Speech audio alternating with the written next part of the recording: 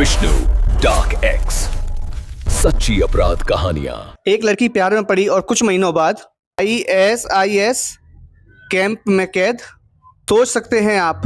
दोस्तों, मैं हूं विष्णु महाजन और आप देख रहे हैं विष्णु डार्क एक्स। आइए हम जानने की कोशिश करते हैं इस पूरी स्टोरी को। सोचिए जरा, एक रात केरल के कोझिकोड शहर में बारिश की बूंदें खिड़की पर टपक रही थी। एक लड़की अनन्या अपने हॉस्टल के बेड पर लेटी है। फोन की स्क्रीन की रोशनी उसके चेहरे पर पड़ रही है और वह मुस्कुरा रही है क्योंकि स्क्रीन पर एक मैसेज है, कल मिलते हैं, तेरी आंखों में डूब जाना चाहता हूँ। यह मैसेज भेजने वाला अरमान, जो अब तक उसके लिए सच्चा प्यार लग रहा है, लेकिन वह नहीं जानती कि यह मैसेज नहीं एक जाल है जो उसे शादी, बच्चे और फिर ISIS कैंपों में यौन शोषण की आग में झोंक देगा। यह 2014 की वो रात थी जब एक साधारण हिंदू लड़की की जिंदगी हमेशा के लिए उलट पुलट हो गई। अनन्या नायर, जो बाद में बनी, यह सच्ची कहानी NPR की रिपोर्ट्स ऑफ इंडिया की इन्वेस्टिगेशन और अफगान जेल रिकॉर्ड से इंस्पायर्ड है। लेकिन चेतावनी दे रहा हूं, यह स्टोरी सुनकर आपका खून खौल सकता है। ये धीरे धीरे खोलते हैं यह काला पन्ना। कैसे एक दोस्ती ने उसे फंसाया, शोषण किया और प्रेग्नेंट करके शादी का फंदा डाला और फिर अत्याचारों की बौछार कर दी। अनन्या का घर कोल्लम जिले में था, एक ऐसा घर जहां सुबह शाम भगवान का नाम लिया जाता। पिता सरकारी नौकरी से रिटायर, मां सुनीता घर की रानी और भाई आर्मी में। अनन्या 22 साल की डेंटल नर्सिंग का कोर्स कर रही थी। कोझिकोड में एक कॉलेज में वो मासूम लड़की थी, हंसती खेलती, दोस्तों के साथ बीच पर घूमना उसे पसंद था। हॉस्टल में उसकी रूममेट थी लिया, एक ईसाई लड़की। लिया का पुराना दोस्त था साहिल, जो बाहर से नॉर्मल लगता था लेकिन अंदर से इस्लामिक रेडिकल ग्रुप से जुड़ा। राहिल ने कन्वर्ट होकर नाम रखा था। यहाँ एक और बात, यह राहिल ही था जिसने अनन्या को फंसाने का प्लान बनाया था। सब कुछ सोच समझकर किया गया था। केरल के उत्तरी इलाके में ऐसे जाल फैल रहे थे जहां गैर मुस्लिम लड़कियां टारगेट होती। शुरुआत हुई एक कैफे से। पिया ने कहा, अनन्या चल ना मेरे फ्रेंड के साथ कॉफी पीने। यह राहिल है, बहुत कूल लड़का है। अनन्या हंसकर बोली, अरे हाँ, क्यों नहीं, बोर हो रही हूँ वैसे भी। मैं कैफे में राहिल आया। उसने टी-शर्ट जीन्स पहनी थी। उसकी स्माइल ऐसी कि दिल जीत ले।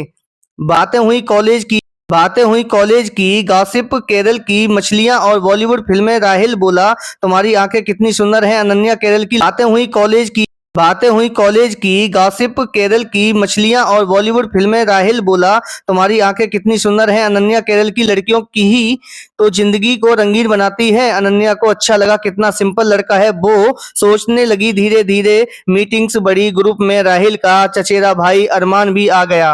अरमान मेडिकल स्टूडेंट था लेकिन असल में कल वीडियो शेयर करता। वो अनन्या के पास बैठता, उसकी तारीफ करता। धीरे धीरे वह करीब आने लगा, कंधा छूता और कहता, तुम्हारी आंखों में वो जज्बा है जो दुनिया बदल दे। मैंने ऐसी लड़की कभी नहीं देखी। धीरे धीरे अनन्या भी उसकी बातों में फंसकर उसके दिल में अरमान के लिए प्यार जागने लगा और उसका दिल पिघलने लगा। वीकेंड बार पर बीच घूमना, late night chats, sweet dream प्यार में बदल गई। एक शाम पार्क में अरमान ने घुटनों पर बैठकर कहा, अनन्या, तुम्हारे लिए जिंदगी सुनी है, मुझसे शादी कर लो। अनन्या की आंखें नम हो गईं। वो हाँ बोली बिना सोचे, लेकिन यह प्यार नहीं, शिकार था। अब आया वो टर्निंग पॉइंट, अरमान का असली मकसद, फिजिकल रिलेशन। अरमान ने धीरे धीरे बाउंड्री क्रॉस की। पहले हाथ पकड़ा, फिर हग किया और एक रात हॉस्टल के पास कार में वो किस करने लगा। अनन्या शर्मा गई। अरमान, यह ठीक नहीं है, लेकिन वो बोला, टेस्ट मी, यह हमारा प्यार है, अल्लाह भी तो मोहब्बत को आशीर्वाद देते हैं। अनन्या बहक गई। कुछ हफ्तों बाद अरमान ने एक छोटे से अपार्टमेंट में बुलाया। आज स्पेशल डिनर कहा, वाइन पीने को दी। अनन्या ने पहली बार ट्राई किया। नशे में अरमान ने उसे किस किया, फिर गले लगाया और धीरे धीरे उससे अपनी लिमिट क्रॉस करने लगा। अनन्या ने रोका लेकिन वो लेकिन वो बोला तुम मेरी हो, यह हमारा राइट है। वो रात अरमान ने अनन्या के साथ अपनी पूरी लिमिट क्रॉस कर दी। बिना प्रोटेक्शन के जबरदस्ती अनन्या सुबह रोई, यह गलत था। लेकिन अरमान को ना दी, प्यार में यह नॉर्मल है, मैं रिस्पॉन्सिबल हूँ। असल में यह प्लान था, उसे फंसाना, और हफ्तों तक ऐसे ही रिलेशन चले। अरमान मीठी बातें करता लेकिन हर बार शोषण बढ़ाता। अनन्या को लगता यह तो प्यार में इंटीमेसी होती है, लेकिन वो नहीं जानती थी कि अरमान का ग्रुप वीडियो रिकॉर्ड कर रहा था ब्लैकमेल के लिए। और फिर आया वो झटका, अरमान का मकसद पूरा होने वाला था। प्रेगनेंसी 2 महीने बाद टेस्ट पॉजिटिव। अनन्या डर गई, घर फोन किया लेकिन माँ ने छुपाया। अरमान को बताया तो वह ड्रामा करने लगा, ओह तो नो, लेकिन मैं साथ हूँ, शादी कर लेंगे, पहले कन्वर्ट हो जाओ वरना परिवार बदनामी करेंगे। अनन्या टूट गई, अबॉर्शन का सोच लिया, लेकिन अरमान ने ब्रेन वॉश किया। बच्चा अल्लाह का गिफ्ट है, इस्लाम में है, नाम रख लो आयशा।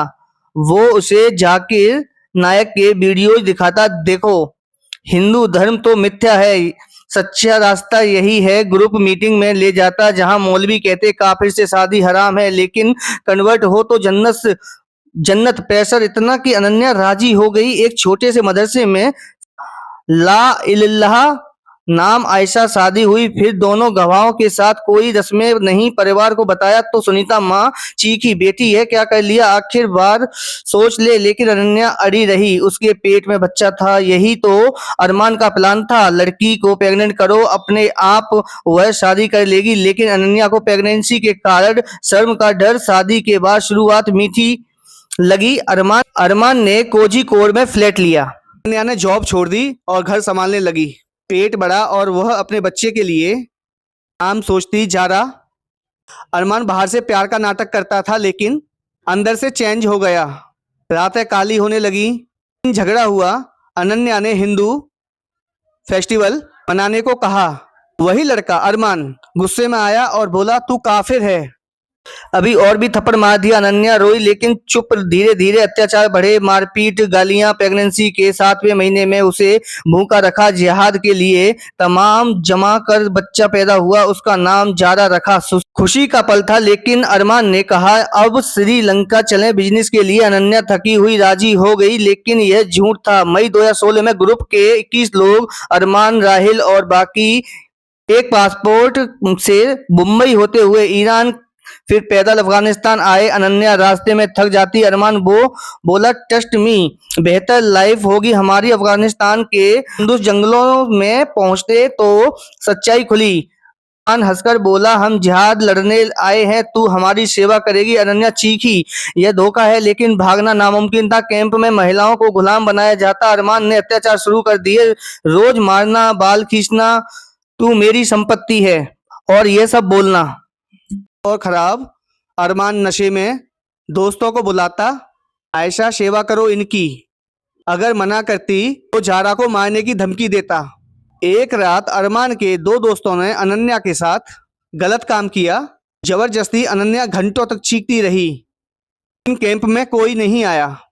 यह शरिया है, अरमान बोला। धीरे धीरे वह उनके लिए एक शारीरिक जरूरत पूरा करने वाली दासी बन गई। जिहादियों के लिए ग्रुप की दूसरी महिला लिया, मरियम और बाकी वहीं सब रह रही थीं। उनके हस्बैंड मिशन में लगे हुए थे।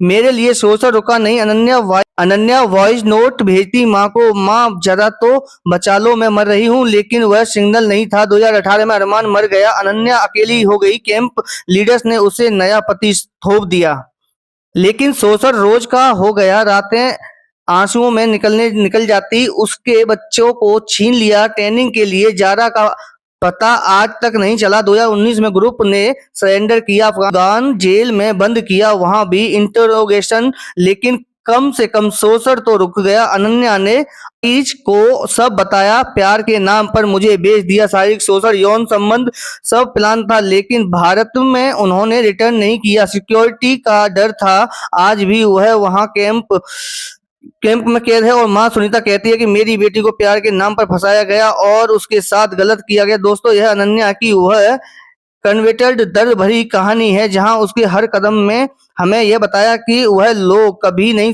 सुधर सकते और इन पर विश्वास करना मतलब आप लोगों ने अभी देख ही लिया है कि प्यार में शोषण से गुलामी सुनकर रोंगटे खड़े हो जाएंगे। कमेंट में बताओ कि आप अपने परिवार को ऐसे जाल से बचाने के लिए सबसे पहले कदम क्या उठाओगे। आप लोग सब्सक्राइब करो, कमेंट करो और चैनल को शेयर करो। जागरूकता ही बचाव है। मिलते हैं अगली नई स्टोरी के साथ। जय हिंद।